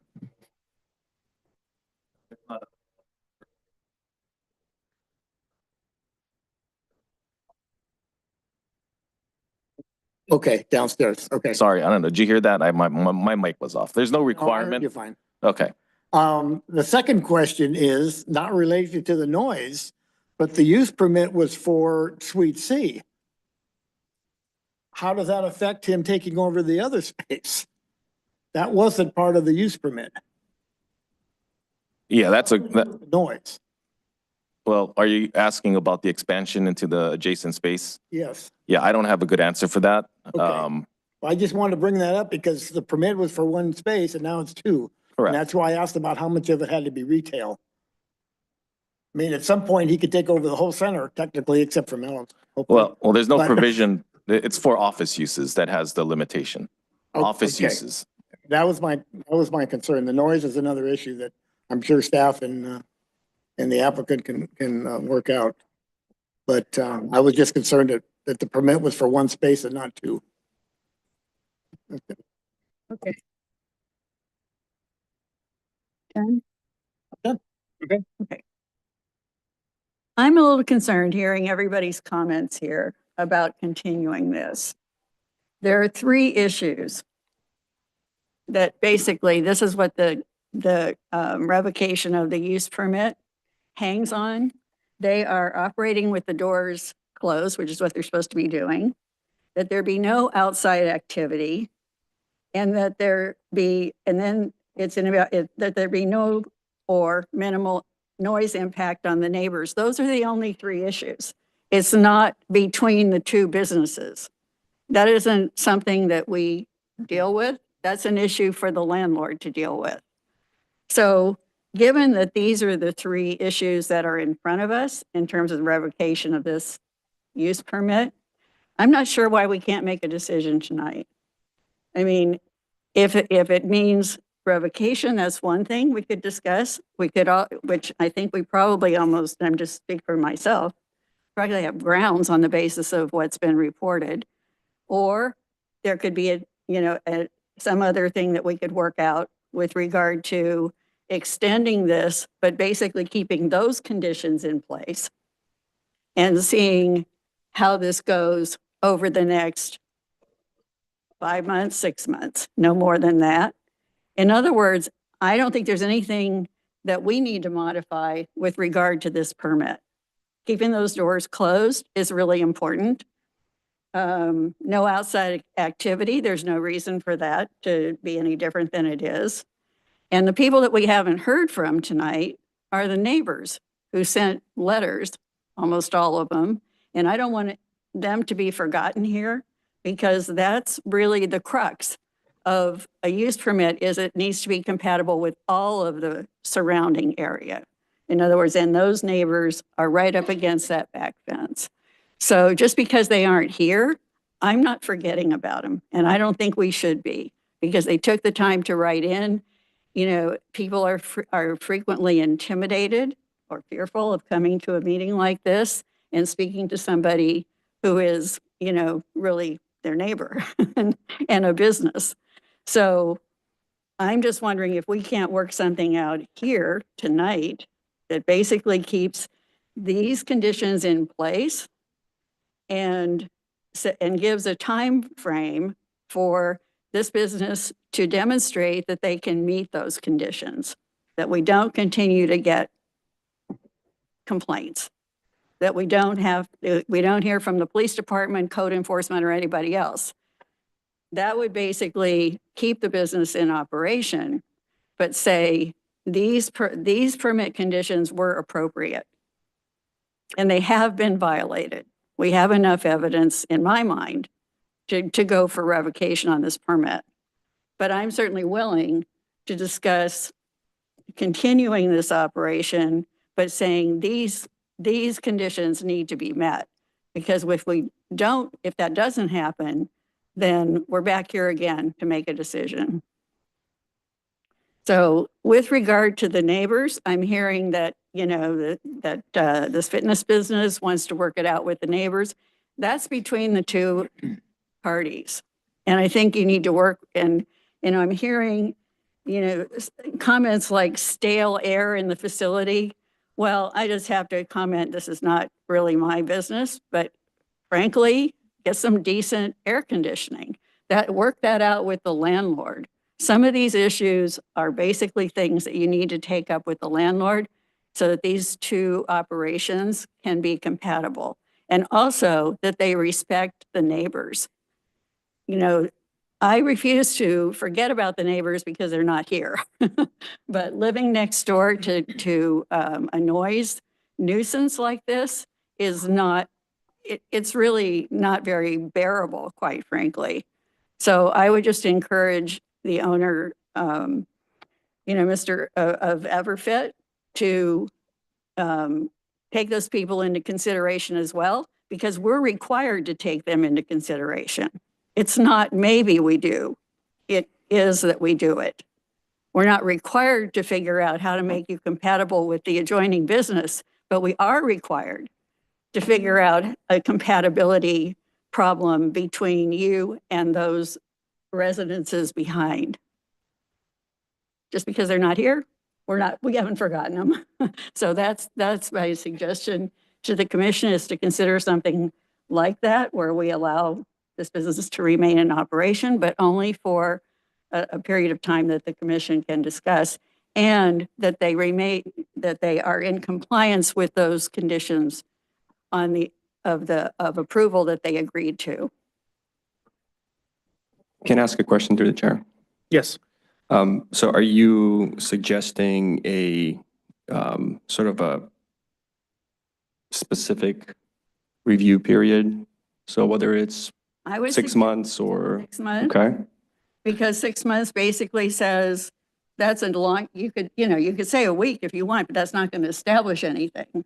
If it's 6 months, it's called, you have to have a pattern, a long-term or medium long-term pattern of compliance. We have to see compliance for 6 months. Okay. My only concern with that, and I actually like the idea, that was my initial thing, is like, we've had other businesses, like, just show us you can follow the terms of your existing permit. Will the business run into issues with the Cal OSHA requirements that were brought up? I mean, do they need to immediately apply for a temporary use permit tomorrow to stay in business to meet Cal OSHA requirements? I mean, that might be what it comes down to, and I'd encourage the applicant to do their homework. But that's why I like the idea of the review period, to make sure we had all the facts on what the business could operate within their various legal frameworks and requirements. Well, here's the deal. if there was an OSHA requirement at one point, and I can't speak to what is or isn't, that would be up to staff to research. But the point here is that, you know, why are you operating with the door open? You're open because you're describing the interior as having stale air. Well, you know, get some decent HVAC, some decent air conditioning in there. That's not our problem. The problem is that with the door open, you know, these other negative impacts are happening to the neighborhood, to the other people that we need to be concerned about. So no, you know, COVID or Cal OSHA, it's really, in my mind, not relevant here. I think And it's incredibly relevant if Cal OSHA has a requirement for the next year. I think I don't that's think that- something an HVAC system operator would need to Right, but we won't come know. forward with that because We're the not going state to of know for California, weeks. but the state of months. California, the air conditioning systems have fresh air requirements that it brings in so much air per square foot and that sort of thing. So an OSHA requirement isn't necessarily something new that isn't designed into the mechanical system to begin with. So I guess if you think that's the crux of The crux is Cal OSHA changed the requirement in response to COVID, and that requirement will expire in 2026. If the business can't meet that temporary requirement today, us providing them the ability to operate under the current use permit, which would be in violation of Cal OSHA, puts them at either they're going to violate the city use permit or they're going to violate this temporary order from Cal OSHA. That's what I'm concerned about. So, and here's my concern, is that the applicant has requested time to address these issues substantively at a different time. So I think we can clarify, you know, hey, there's really three extant issues here. There's leaving the doors open. How is that going to get addressed? Right. There's outside work. How is that, there's outside exercising. How is that going to get addressed? And there's noise. How's that going to get addressed? And we can talk about those things here, which we should do if we need to. But if those things are going to get substantively addressed, I want the applicant to be able to do that. And I agree so with I don't that. want to infer conditions and things that if they would become clear, when the applicant's counsel would share that with us. This is why I like the idea of postponing and meeting again, because while I agree with just saying, yes, let's give you 6 months, prove to us that you can meet the conditions of approval. If they need to call an HVAC person to come in and tell them what they need to do to fix it, like we should know that that might be a requirement. It could be that the business has to shut down because of the Cal OSHA requirement for next year. And we may be telling them, hey, prove to us that you can be a good applicant for 6 months or a year, but also you won't be compliant with the state and you're going to go out of business. That's my concern. let me answer that. That's an issue for staff. If we just go ahead and make the decision to allow them to operate the way, you know, some of us are suggesting, that whole issue can get resolved at the staff level. So I think we need to keep our conditions in place until we have any reason to change them. And, you know, everything we do, when we issue a permit like this, it can be changed. Okay, that's why it says modifications in here. But we don't have any evidence that it needs to be modified. So I think it needs to stay where it is until we have evidence that we need to make a modification. There's no reason to put people through another hearing unless we find that, you know, we need to do that. That's a great point. I'd be fine to do it if we left some language in there allowing for them to keep the doors open if required by the state.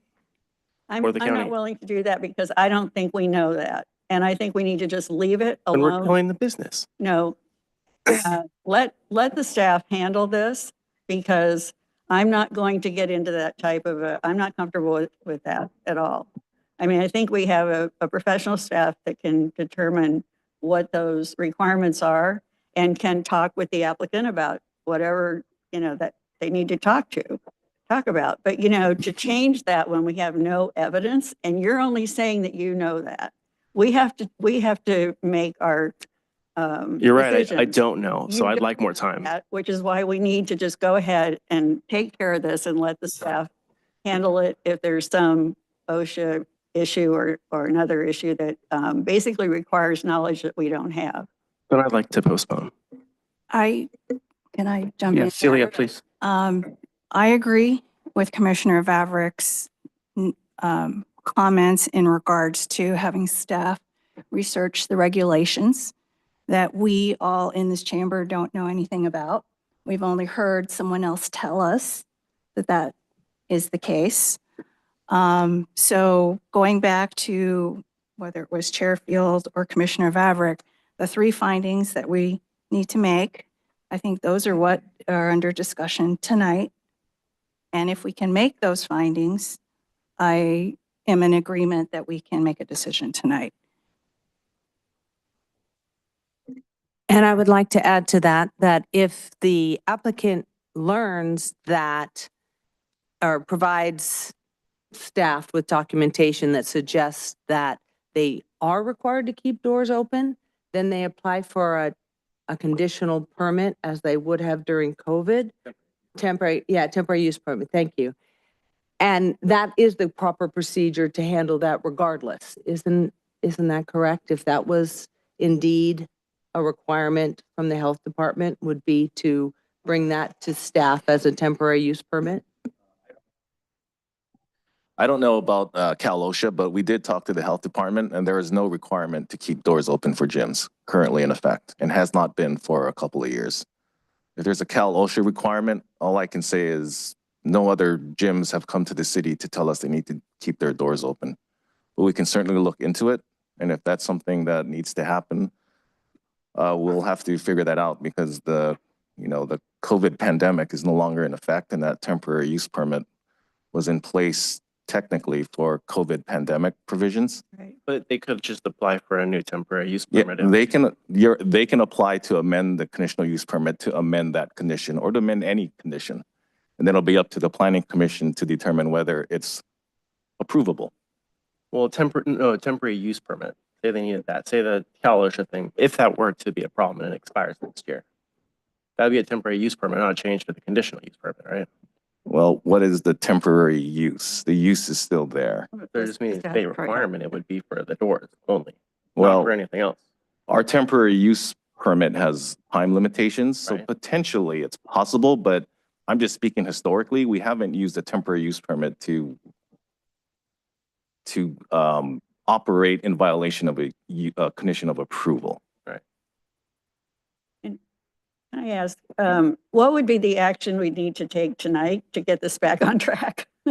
To basically allow them to continue. In other words, what we have before us is a recommendation for revocation. Well, from what I heard, I mean, of course, you have multiple options, but Or to change any conditions. And we're not really changing any conditions, but we are like allowing the business to continue operation. So if you wanted to pursue the option you were discussing is you would just continue this item, or you could require that the item come back in 6 months to verify compliance with conditions of approval. You could require us to notify that meeting. Either way will work.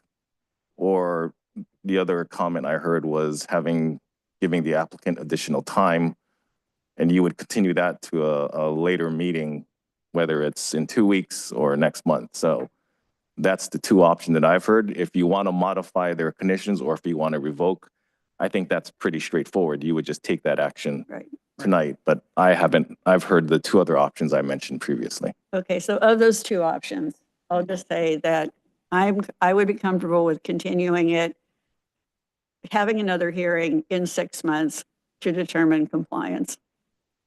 And then we would have actual data, and not vote on this, just continue it. Just continue it for 6 months to another hearing. And then we'll have information from all the parties that have weighed in now. They'll be able to, we will have actual data as to how well this permit and how well they've, worked it out with the neighbors behind and whoever else, we need to be concerned about here. But right now, we don't have any compliance data. Can I follow up on that by asking, and I'm not sure who I'm asking, maybe I'm asking you, Troy, if there's a 6-month review period, is there a way for us to build in a code enforcement check in 30 days, 60 days, 90 days, so that that data is actually tracked? Because data is going to help us make those decisions. I agree. Correct? I think that's a good suggestion. And so I don't know what the mechanism is. Don't either. What's in front of us is a resolution to revoke. And so I have heard that there's a possibility of modification. So is there an act, now I'm asking you a question, Troy.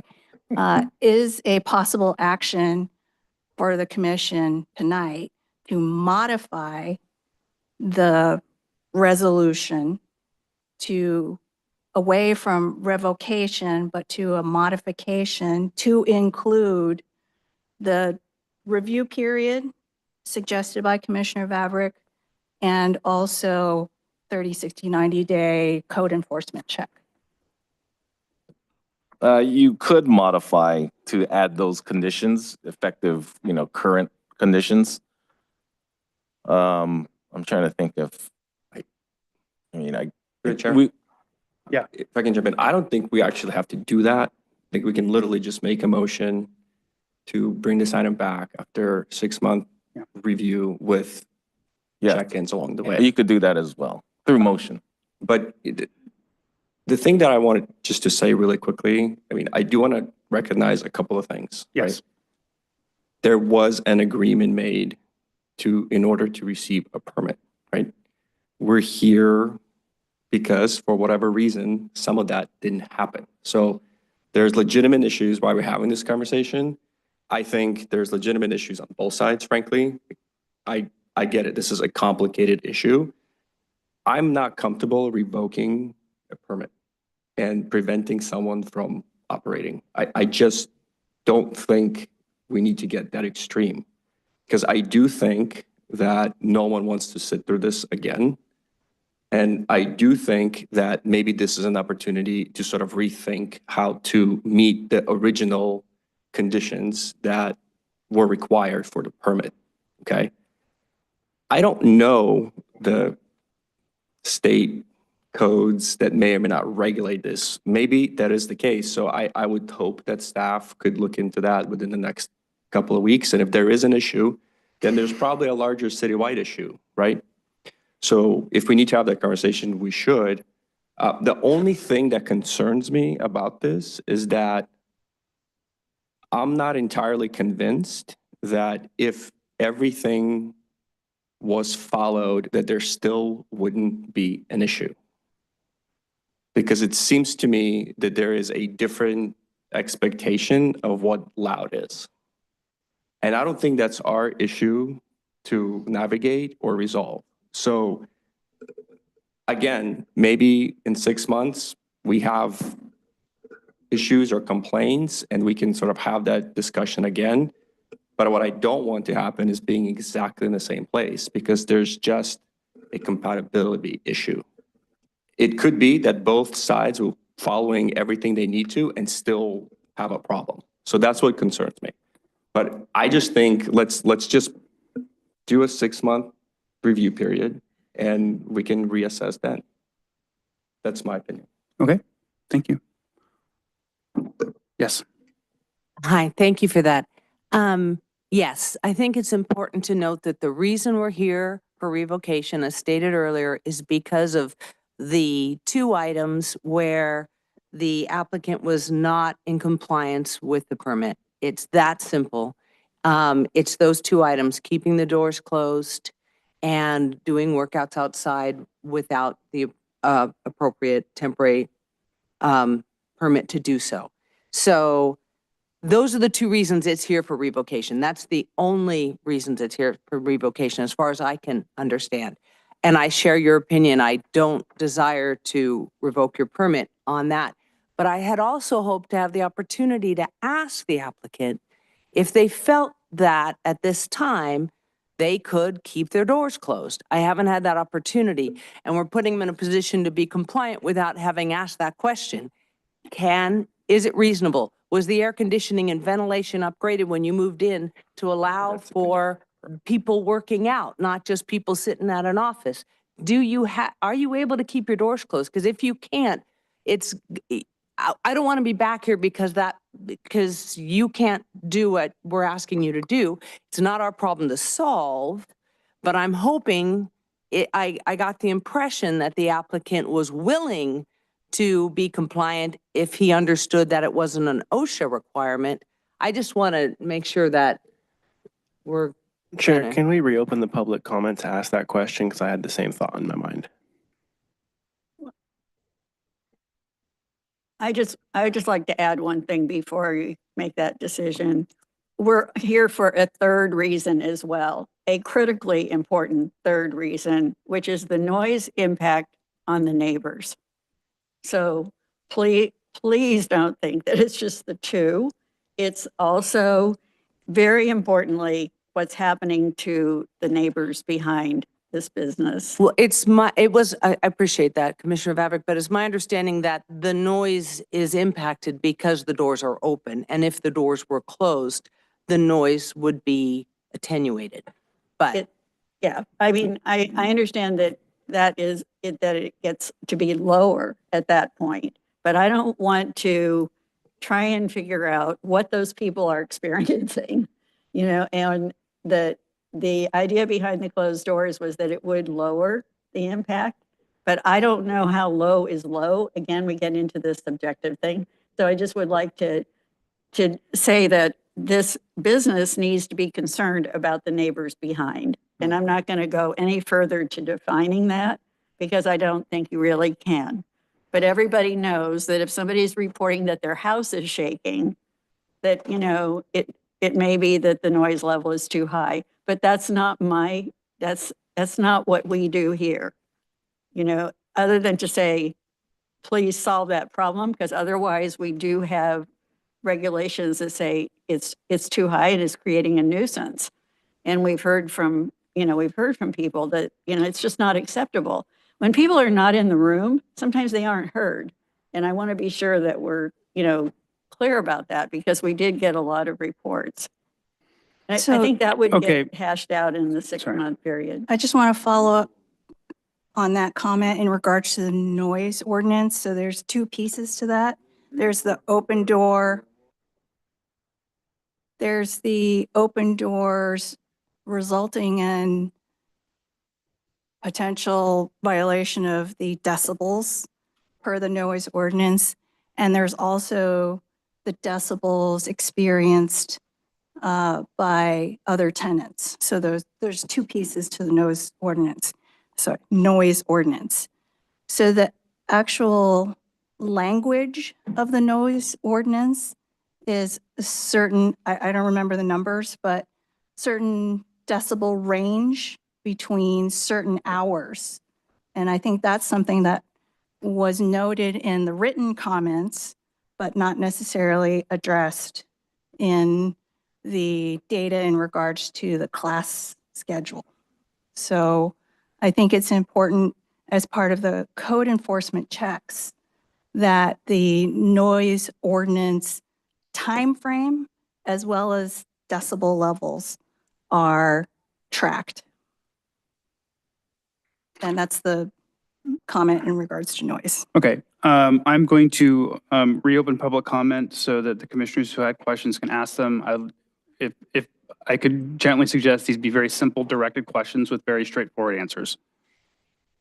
Per Commissioner Coughlin, we don't want to get into the back and forth, which we're getting into. So I have one simple question. Yes. Can the applicant meet the conditions of approval for the next 6 months? Would you say it into the microphone, please? I am opening public comment. So the simple question, can the applicant meet the existing conditions of approval for the next 6 months? Yes. Thank you. I have one follow-up question. And is it your intention to continue to meet the conditions of approval for the extent of your business in this location? because it's more than just, you're here for a while, I hope, because you're doing wonderful work. See. Yes. Okay, thank you. All right, with that, I'm going to close public comment. And with that, does anybody have a motion that they'd like to put forward? I'll motion to give us 6 months. I think that we can continue this item until our first meeting in December to see if they're still meeting the conditions of approval from 2018. Okay, I'll second it. All right, may I have a vote? Commissioner Chang, Yes. Commissioner Colvin, Yes. Commissioner Mascaro, Yes. Commissioner Vavrick, Yes. Commissioner Weber, Yes. Commissioner Weiler, Yes. Chair Field. Yes. All right, thank you all.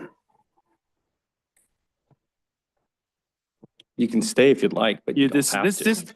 This is where it actually gets fun. You're gonna miss the best part. This is where we let you escape. Okay. Okay, moving on to item 7. Planning Commissioner Transpac member selection. The Planning Commission will select. Will select I should.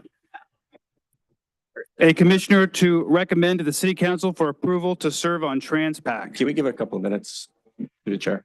I'm sorry. Let Can we them just get give a out. couple of minutes? So they- Yeah, let's take a 5-minute break while everybody.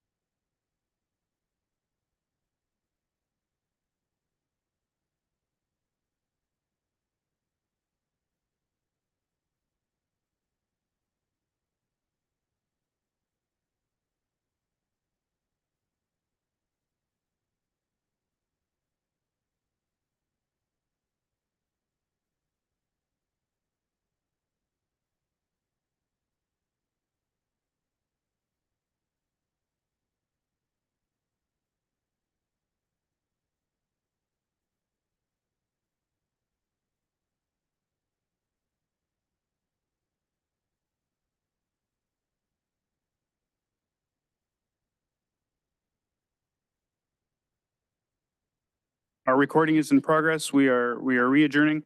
Planning Commissioner Transpac member selection. We need to provide someone as a recommendation to the city council from this commission to serve on the Transpac Partnership Corporation. Is there anybody who would like to volunteer? Mr. Chair, I would like to volunteer. Okay. If I'll second that volunteer. Approved. That was very quickly. any discussion perhaps? No. I say thank you for volunteering. I'm going to be president of my professional board next year and did not have time for this. So thank you for You're jumping in. very welcome. Thank you. The least I can do. Is the appropriate commissioner for that representation. Is this a third? There you go. Yeah, give it to him. Okay, we have a second, but we actually, if it's a volunteer, do we need a motion? No. Okay. Then do we I wanted vote? this on record. It was unanimous. Okay, it is. We will do that. Moving forward, status of current planning projects. Do we have any questions for staff regarding current planning projects? Habitat for Humanity. They're working their way through it. They've not progressed as fast as I think anyone had hoped, but They get their FEMA. they did get their FEMA, I don't know what it's called, their FEMA acceptance clearance, or they did get something from FEMA for related to flood. Lomar or Clomar, one of the two. That's not fun. Okay. Okay, any others? We approved 2 projects on Cleveland. The first was single family. I almost can't say that with a straight face. And then the second one was a townhouse condominium.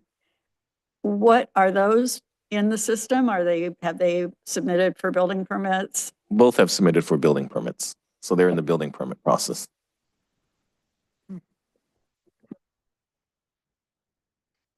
That's Encouraging. encouraging.